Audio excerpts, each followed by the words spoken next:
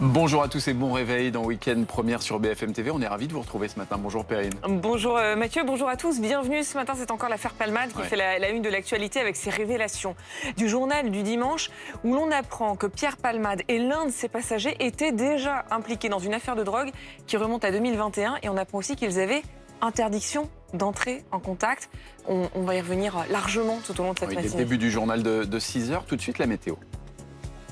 Été impliqué dans une affaire de stupéfiants. Oui, c'était en 2021. Pierre Palmade avait été entendu par la police. Il était ressorti libre, bien qu'en état de récidive. Le passager, lui, avait été condamné à 1 an de prison, quelques jours seulement avant l'accident. Pierre-Henri Holderbaum.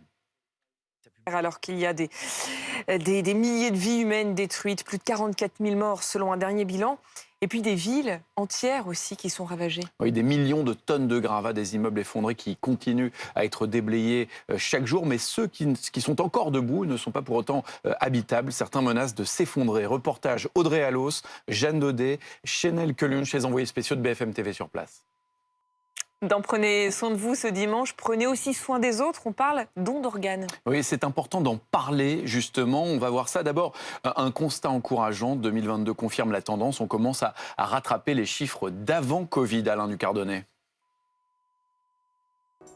Tout de suite, votre chronique écho avec Thomas Schnell. Et le retour à la vie d'avant Covid, pas forcément pour le meilleur d'ailleurs avec les chiffres de la demande mondiale de pétrole. Oui, l'OPEP a dévoilé cette semaine les chiffres du dernier trimestre 2022. Thomas Schnell, et on s'aperçoit que